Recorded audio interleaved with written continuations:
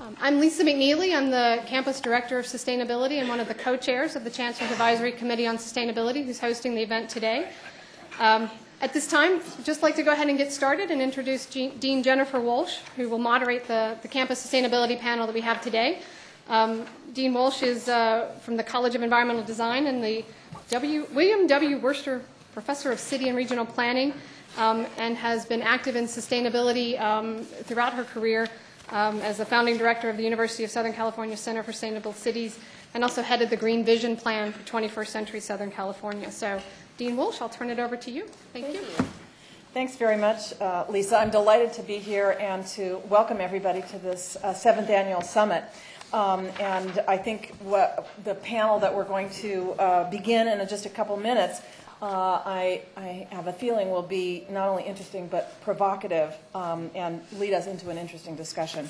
As most of you know, the idea of sustainability emerged in the late 1980s in debates around international development. And although the term sustainability, the idea of sustainability, has been at times hotly contested theoretically, it has become an increasingly central goal for businesses, governments, and nonprofit organizations. And I think around the late 1990s, with students leading the charge, sustainability as a set of interconnected goals really hit big time on U.S. college campuses. And it led to the development of sustainability goals, plans, and metrics and monitoring systems around the country. And it also led to the introduction of new academic programs and research initiatives focused on sustainability. I think that Berkeley can be proud of being at the forefront of this. For example, 35 plus, Cathy, you know this, 35 plus years ago, the Energy and Resources Group was founded, this multidisciplinary, dynamic entity on campus, program on campus, and really one of the first to focus on what we would now think of as sustainability. Likewise, the College of Environmental Design, where I hang out, which was founded in 1959, focused on sustainable design and urbanization, and really has done so for its 50-year history. In terms of campus operations, the sustainability challenges that we face, that any college campus face, much less a very large institution like Berkeley, are daunting. And in fact, when I lived in LA, I was on the Santa Monica City Sustainable City Task Force when it first started, and it always struck me that a big campus like this is a lot like a city.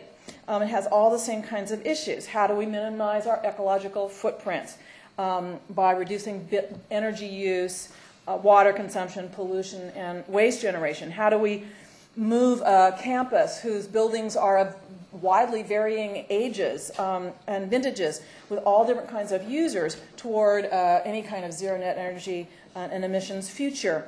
How can we get staff, faculty, and students out of their cars and move campus dining away from energy-intensive food consumption? You know, this is a lot of behavioral change. It's not just bricks and mortar. So I think, I haven't been at Cal for too long, but I've been very impressed by how ambitious the campus is with respect to addressing these questions for achieving greenhouse gas reductions, energy conservation, monitoring-based commissioning that's going on now, improving the sustainability in student residence halls and dining services, and working to reduce waste and promote alternative transportation. I think that these are really important things for us to be discussing, and again, in a kind of mirror of the situation of many American communities. Actually, the federal government now has launched, not only the state of California, but the federal government has launched a major Sustainable Communities initiative that tackles these questions on a much broader scale. So in some ways, we're a good test bed for things that will move outward to the country's cities and regions. The goals of this panel are to provide a forum for the campus community, for students, for staff, and for faculty. And it gives us a chance to discuss the many and varied topics that are associated with sustainability at Cal. And it also encourages all of us to query the campus administration, for example, about the actions that they're pursuing with respect to sustainability, and how we're together going to meet the shared goals that we have around sustainability. So I think that the other reason that this kind of panel is very important is that not only can we answer questions, but there are, I'm sure, a wealth of suggestions out there in this room that can benefit the plans and programming that are going on campus. And this is a way for you to voice those ideas and for them to be incorporated into the process of developing sustainability plans for Cal. And I think what we're going to hear also is quite a bit of detail about what is happening now on campus. What are the current programs? What's being achieved? What is going to be launched soon, and so on. So, without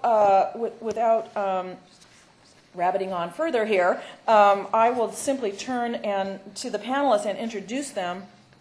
At the far end, we have Vice Chancellor Ed Denton.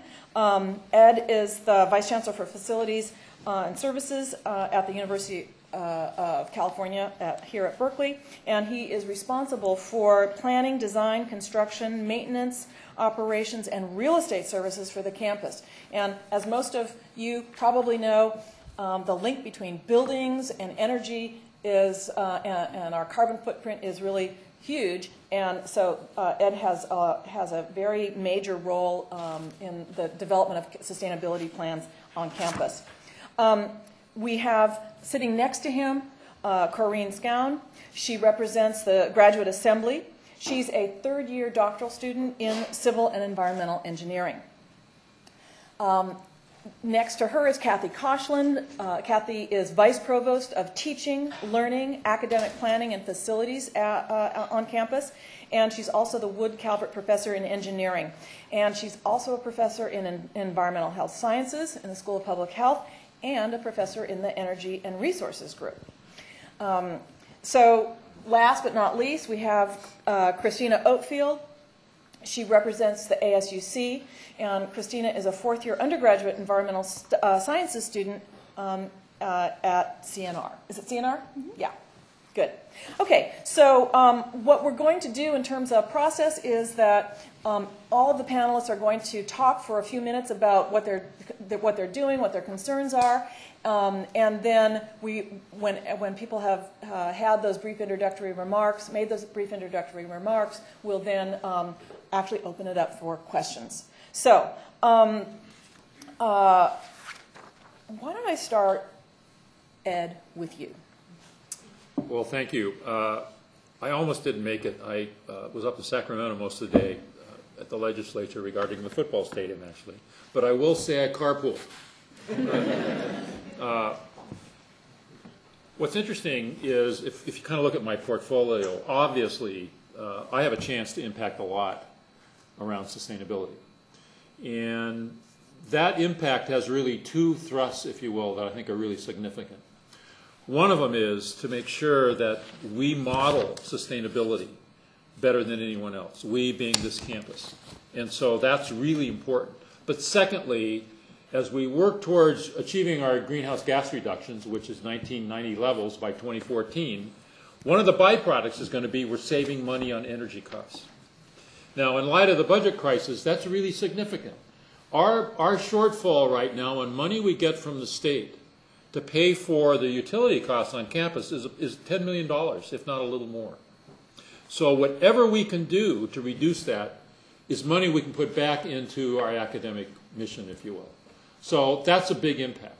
The second piece, though, on maintenance operations in particular, how can we make sure we get the appropriate amount diverted to the appropriate place, if it has to be diverted at all? What can we do when we build a new building and have to tear down an old building? What can we do to make sure that's sustainable? We've just started tearing down the Department of Health Services, if you've noticed, at Hearst and Oxford. And we will, in essence, reuse over 90% of that building. We'll tear it down, we'll break it up, and we're going to use it for fill in the existing underground garage they have there. And then in other words, we put it to use that makes a lot of sense. But how can we do that with our other parts of our waste stream, if you will? That's a challenge for us. We have got to recycle more. We've got to do everything we can to be responsible about what we do with our waste. And that's a challenge. And so that's something I'm really concerned about. And it's going to take all of us kind of getting our heads together in the culture to make that happen. Then the other thing I want to talk about, and then I'll pass it on, is there are a number of projects we're doing, retrofits, if you will, that we're getting money from PG&E through a partnership program that is making significant results towards reducing our greenhouse gases and saving our energy costs. We have a number of projects. We've completed 14. We have 39 underway on top of those 14 that ultimately the annual energy cost avoidance is going to be about $2.4 million. And the greenhouse gas reductions is going to be about 10,700 metric tons. And the electricity savings is going to be 8+ million kilowatts. Now that's a big deal.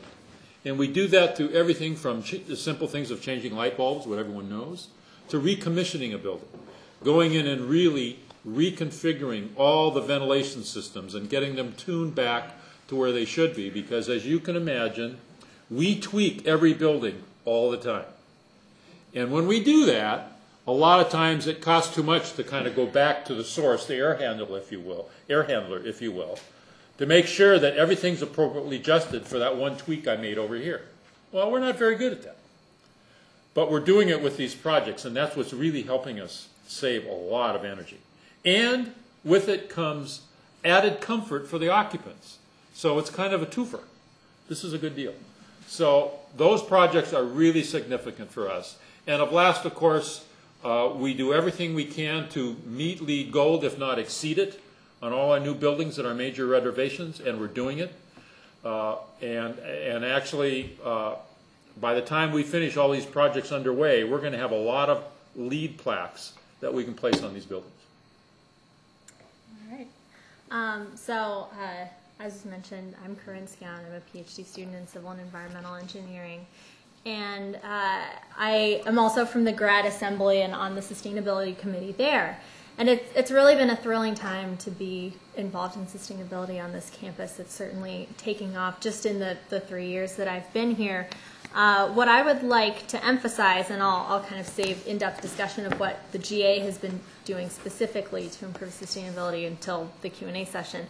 What I'll emphasize is that I'd really like to see more of not only cohesiveness among all the groups that are involved in sustainability-related activities on campus, but also more of a connection between academic sustainability activities and the sort of applied stuff that happens on the Berkeley campus. For example, I know there's a lot of work going on in URG. We actually, the Sustainability Committee just came up with an energy efficiency target, or we're working on it for the campus, and we started working with grad students in URG through one of their seminars to come up with targets that are both aggressive but achievable. And this kind of collaboration, I think, should happen a lot more. In addition, it would be useful to have sort of a center where people who are scattered in different departments could come together and share their research, discuss. For example, there are people in my department who don't even know that SBM exists, and we all work on very similar stuff. So that's kind of the take-away message that I would like to leave.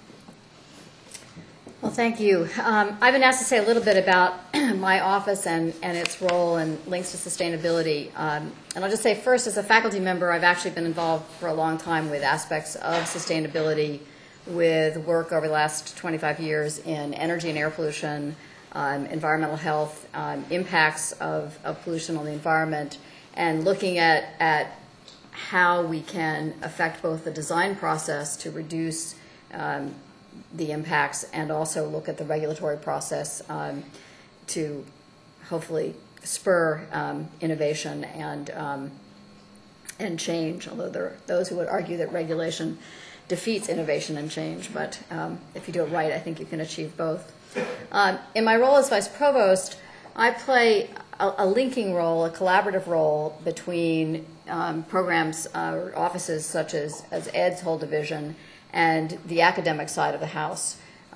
So I'm involved in much of our facilities planning, and that's a critical time when we begin the process of envisioning a project, just as we've envisioned the Lower Sproul project, to incorporate sustainable goals in those projects and to determine what level of LEED certification we can reach, and to think about those things that really make a difference versus decisions that may look flashy but may not actually have a real payback. There are always challenges around using solar energy, for example, and pros and cons related to that.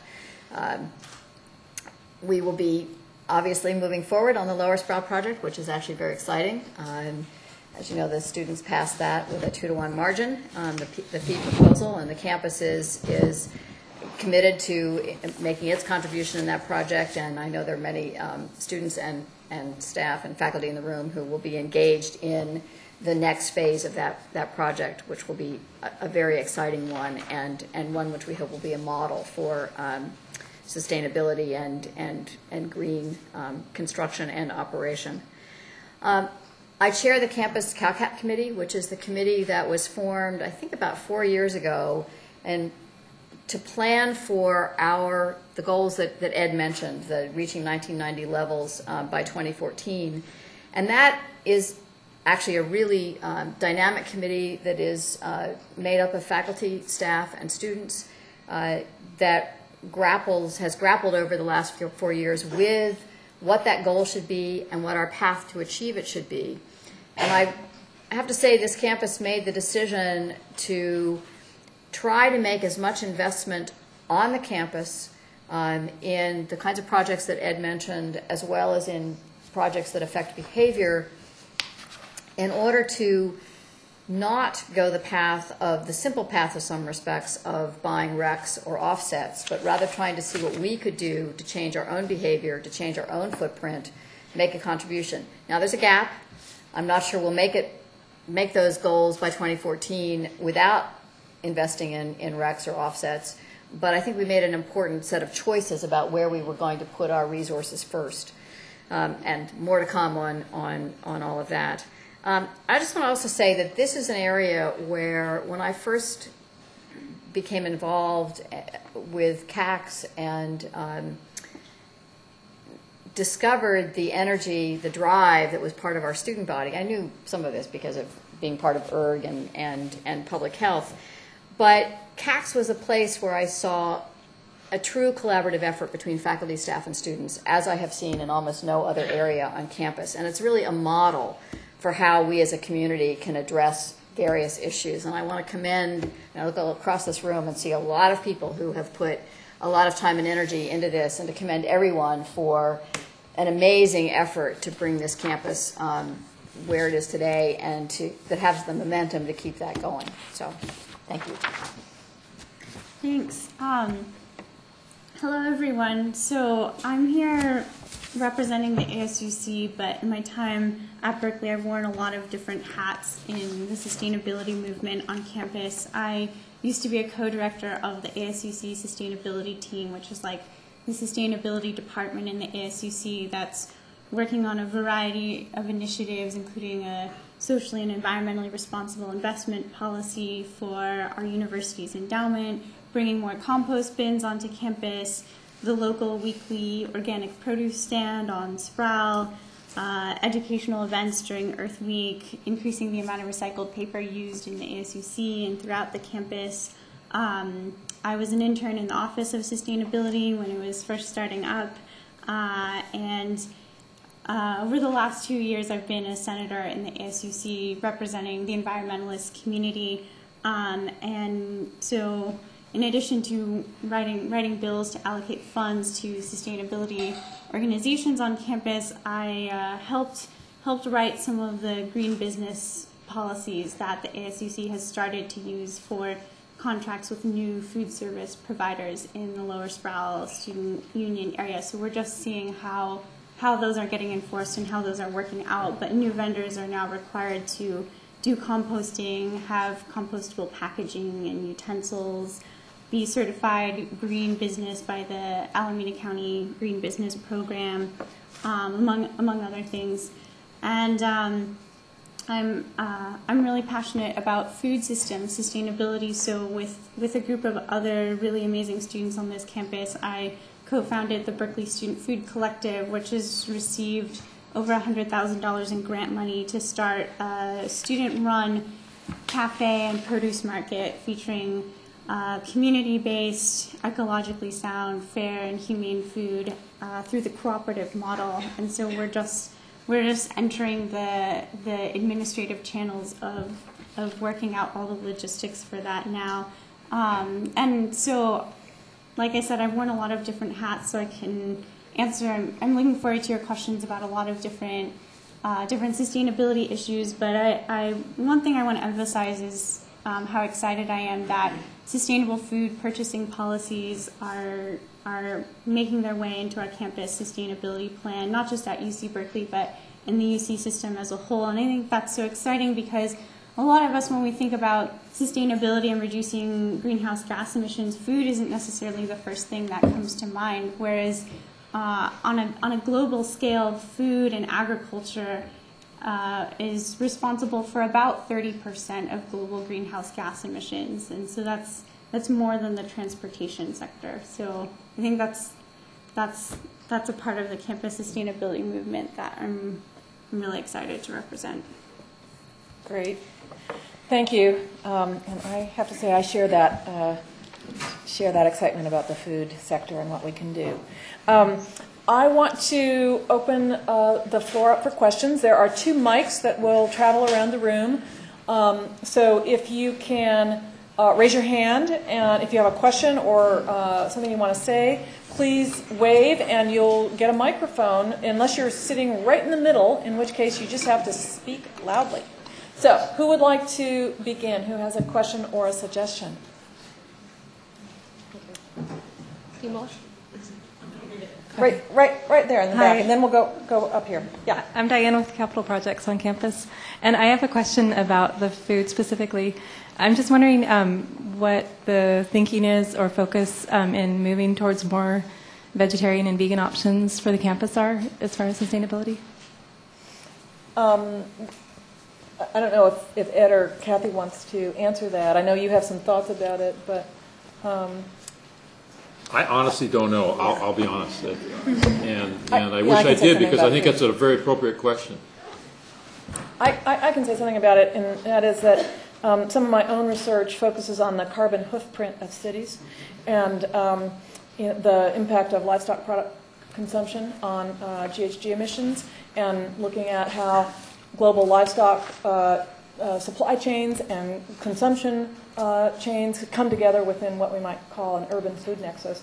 And so I think that this is an important issue in terms of our overall sustainability targets. And one of the things that's happening in the college is that we're about to rethink our local restaurant, Ramona's, and really focus on how to deliver tasty, affordable, local, organic, sustainable food that has a really minimal footprint. So that's something that we're going to be working toward, but I can't speak to the broader campus plan, and my understanding is that it may just now be starting to be on the agenda as a kind of formal issue for the campus.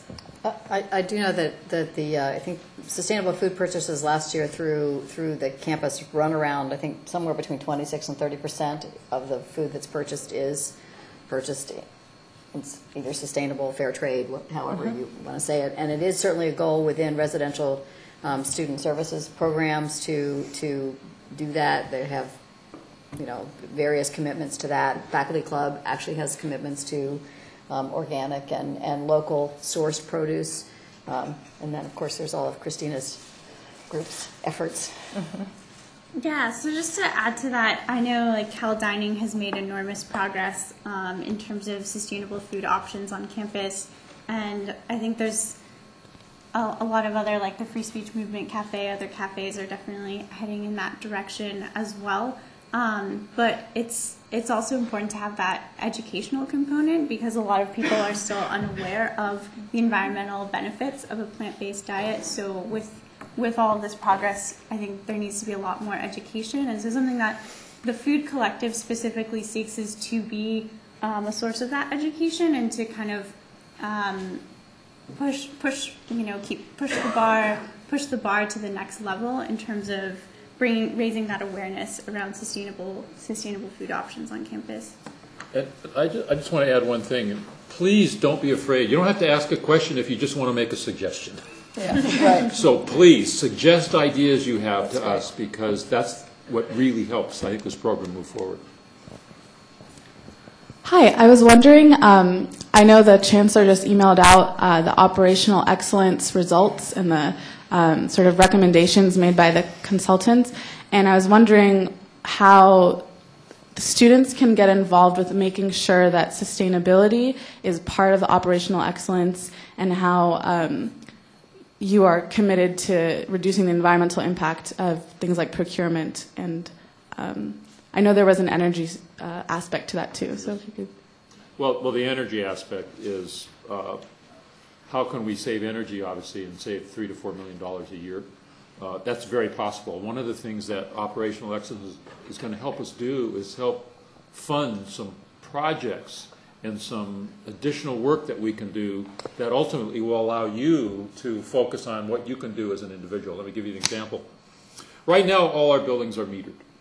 But a lot of the buildings aren't metered with a smart meter that gives us an instant readout of the energy usage in that building. Our goal is to get all our major buildings have an instant readout that we in turn can mount monitors in the main lobbies that you can see in real time how much energy you're using.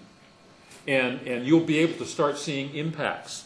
Get the folks in the building to start saving energy, you'll see it immediately, and pretty soon you can say, yeah, look what we're doing. What about you, Barrows Hall? What are you doing?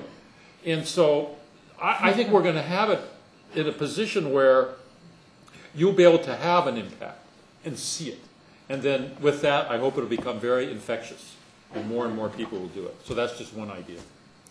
I'll just add that in the procurement area, one of the things that we hope to be able to move to, I've talked with Lisa McNeely and others about this, is in the e-procurement system to have meaningful tags to tell you whether that product will save energy, save water, is made from recycled materials, and have something that's more transparent than, say, Energy Star or some of the other rather less revealing standards that are out there. And we may end up having to do some of that work ourselves. It's not clear that what is out in the commercial catalogs will actually tell us what we really want to know. But we'd like to provide some guidance to a department who's making a choice about what to purchase, to let them know which widget or which ream of paper or whatever actually is better for the environment.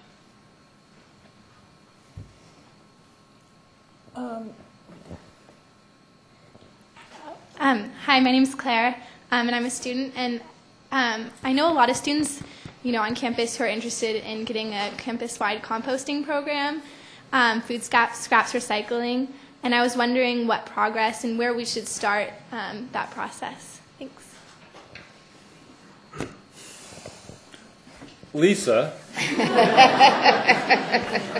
Lisa Bauer is in charge of refuse and everything on campus, and actually she's a champion of sustainability. Lisa, why don't you, I think you could probably respond to it better than I could.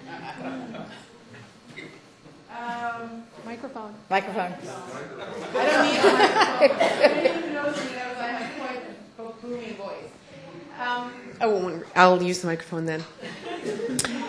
There have been and continue to be multiple efforts on campus. I would say they started soundly with Cal Dining and continue with Cal Dining to integrate composting into every aspect of their operations, from the back of the house to the front of the house to post-consumer, students scraping plates and hopefully taking not so much food that they have to scrape lots of food into the compost.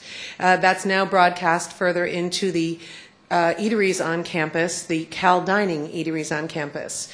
I think we're working with and hoping to see other eateries on campus take this lead.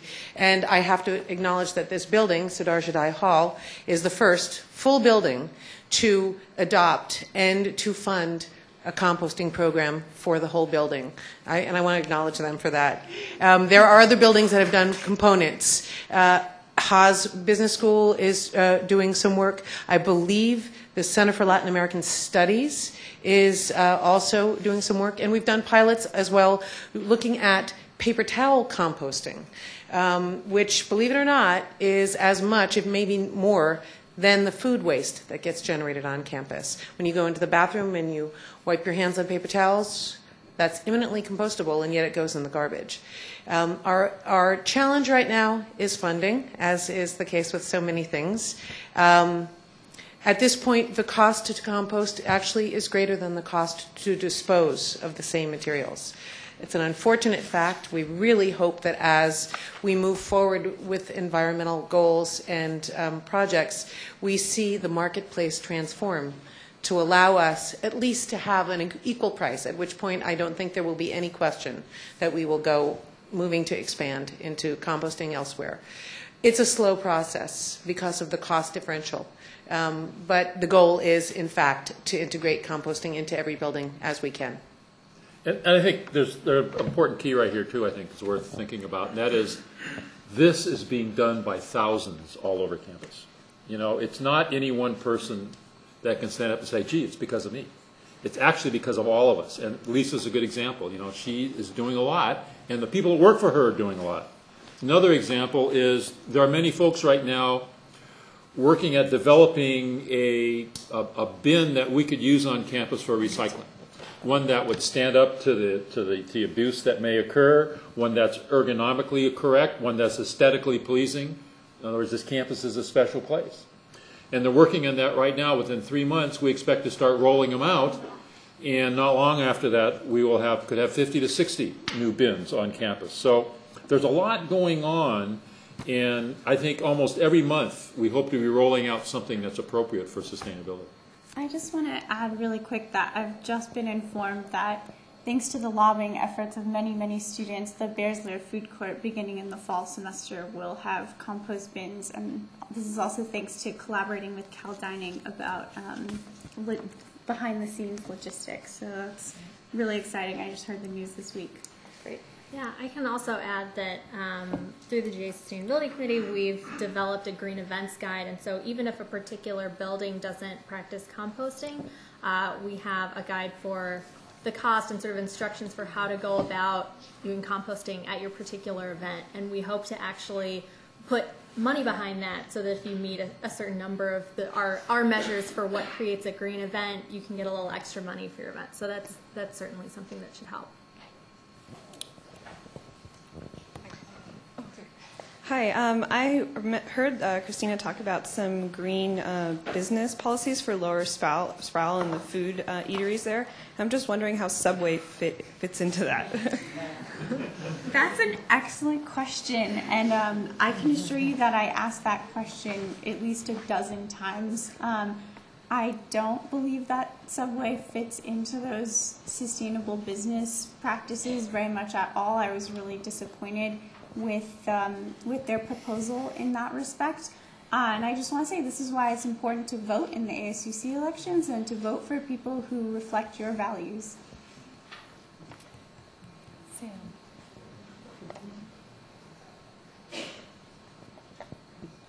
Okay. Oh, I see you're holding. I'm going to do That's so you don't talk too long. Right.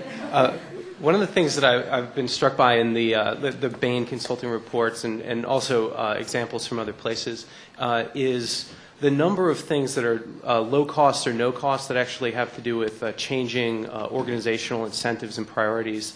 And some examples of those things that I think they highlighted were take a look at our space planning and our priorities in terms of how we use space and questioning to what extent we need new or can repurpose old, and then issues related to people's job descriptions, how their bonus and promotion structure works, and so on. So those are just a couple examples. So I'm curious how we're thinking about the organizational change that's not necessarily driven by cost that would support a lot of these efforts. I think that is something that we are going to be working on, because I think one of the things we're trying to move to is more collaborative efforts across areas, whether it's across decanal units, across vice chancellor units, to not be so constrained by the sort of silos that might be created by, say, budgetary lines, where you're actually not leveraging each other's expertise or knowledge or skills. And Ed and I, in fact, have a couple of collaborative efforts already, one around the Office of Sustainability, which is actually supported by administration, by facility services, and by the provost's office. So 3 of us who collaborate to support that operation and meet regularly and try to, so that's an example. We have some others where we share personnel across those lines.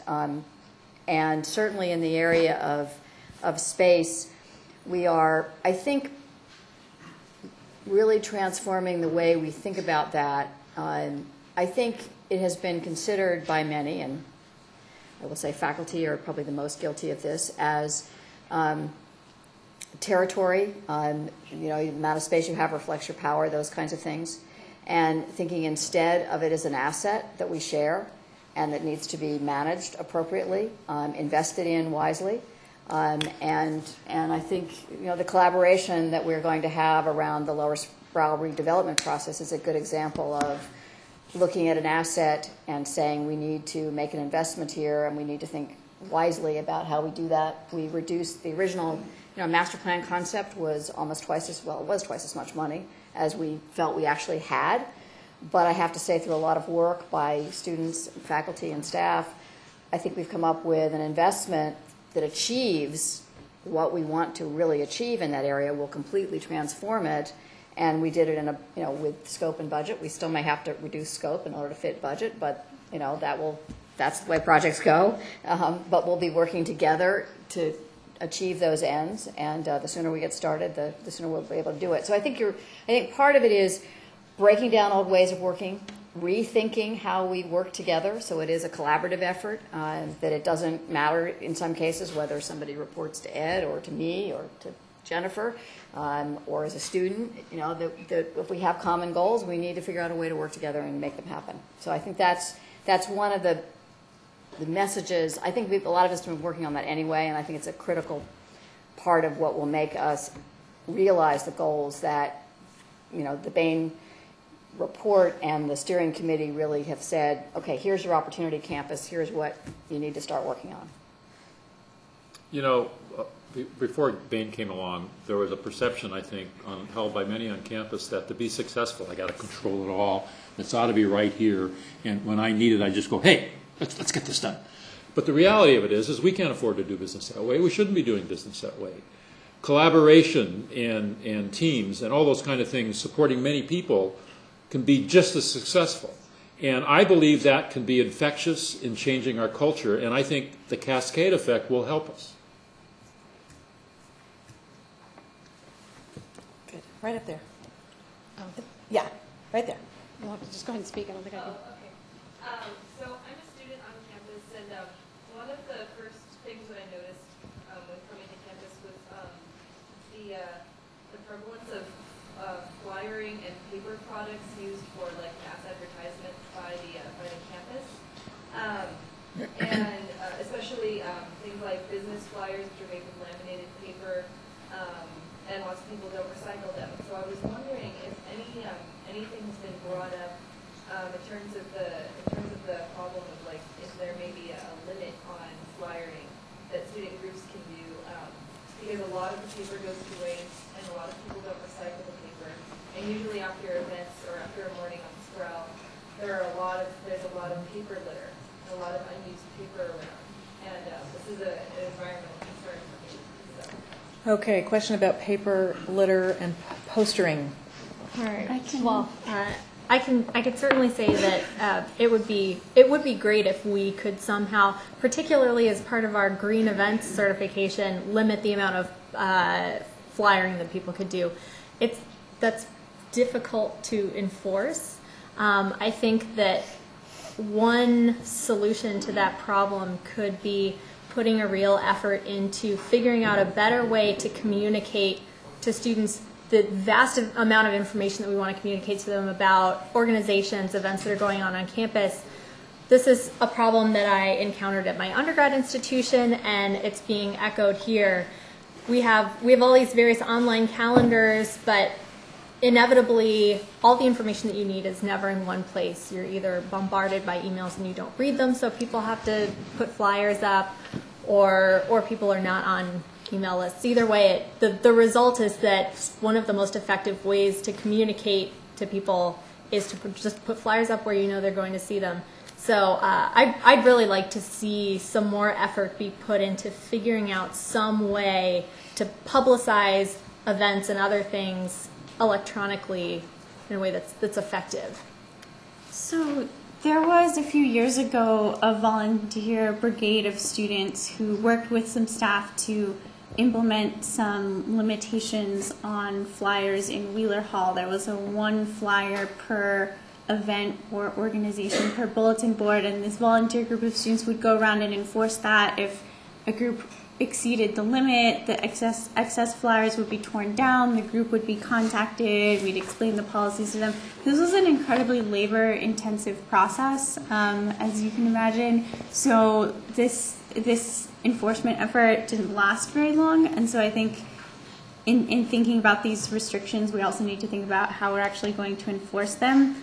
I've kind of shifted gears to putting my hope into a better recycled paper purchasing policy. A lot of the flyers you see on the campus are paid for by the ASUC, not the outside business flyers, but a lot of the flyers for promoting student organization meetings and events are paid for by the ASUC, and the ASUC is currently pursuing a recycled paper policy such that we would have all of our student groups be mandated to get their flyers printed at one or a limited number of print shops that we have a bulk buying deal with.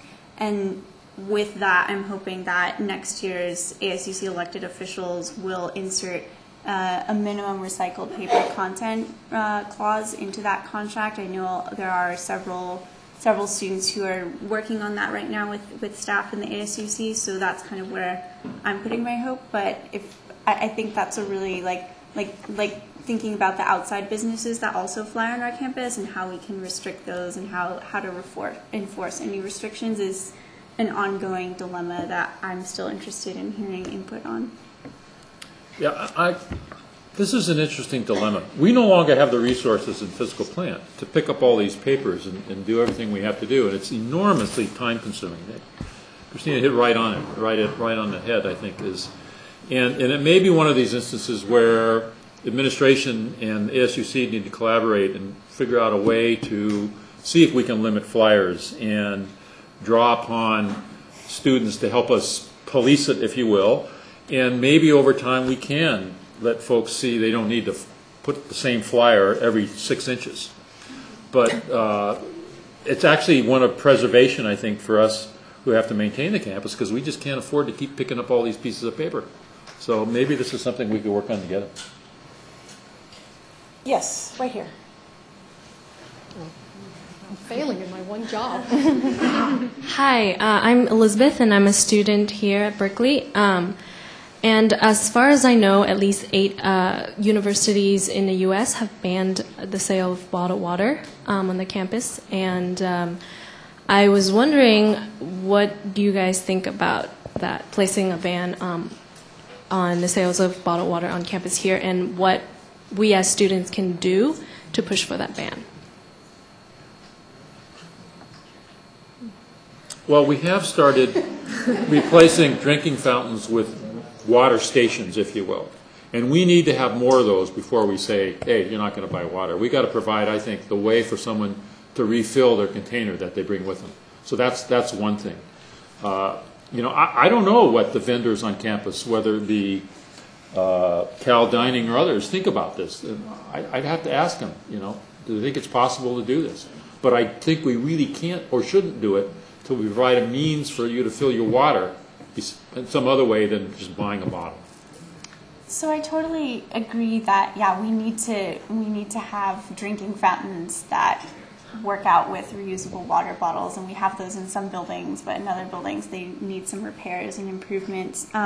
But there's going to be, within the next year, the Coca-Cola beverage contract with the university is going to expire, and I think this is going to be an incredible opportunity to institute some written policies about the use of bottled water on campus, because a lot of the reason why we have so much bottled water on campus and everywhere else in this country is because the beverage companies promote it and convince people to think that they need to buy bottled water. And so if we can, when we have a new beverage contract, if we can require our beverage provider to encourage the use of reusable water bottles rather than encourage disposable plastic water bottles, that would be a huge step, and maybe even getting them to pay for some of these improvements, help support the I Heart Tap Water educational campaign, etc. So I think that's a really great opportunity that's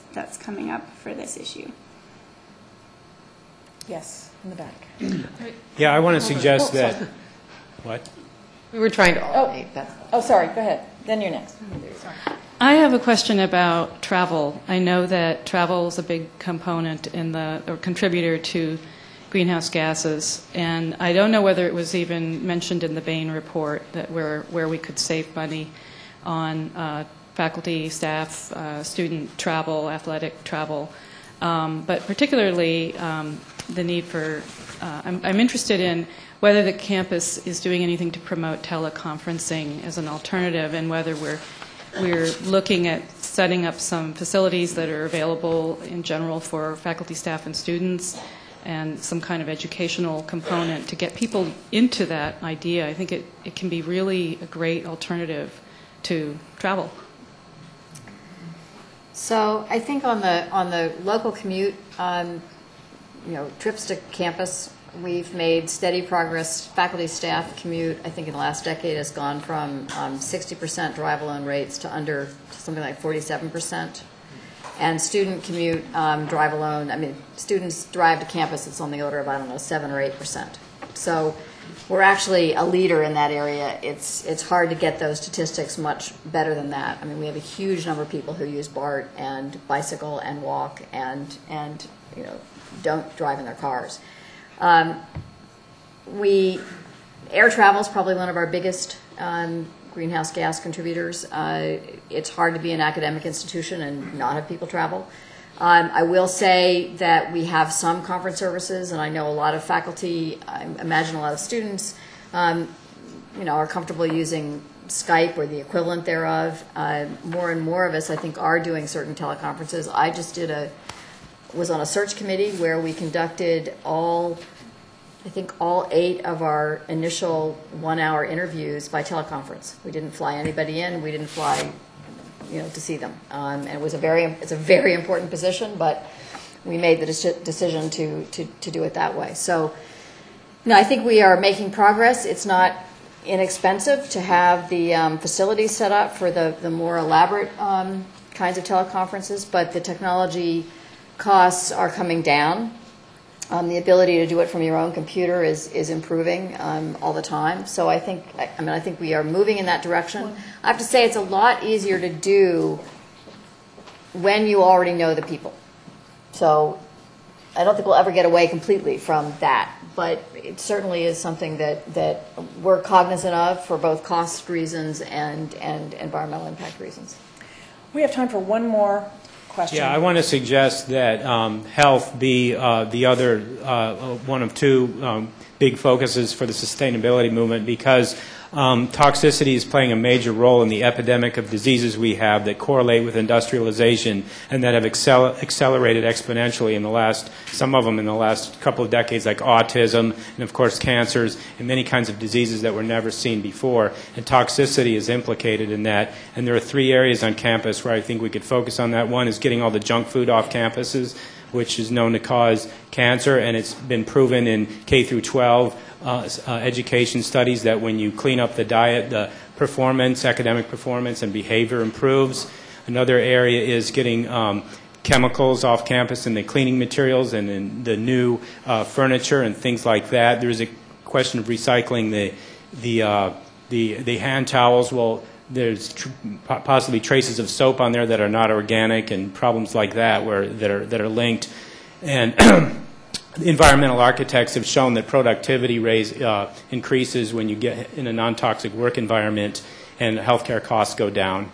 And another area is radiation coming out of the computers we work on and in the Wi-Fi and even the cell phones. I think it's reasonable to ask people to, in a collective setting like this to turn off their cell phone. The mainstream medical journals are showing, all of them are showing now that the radiation from cell phones is harmful. And we could also develop, some people could work here developing the technology to shield the radiation coming out of the cell phone so that people using it are less exposed. And the benefits of all this would be to improve the quality of life, improve health, lower healthcare costs, and increase productivity. Thanks. Thank you. I don't think that was a question, but points well taken. We are out of time.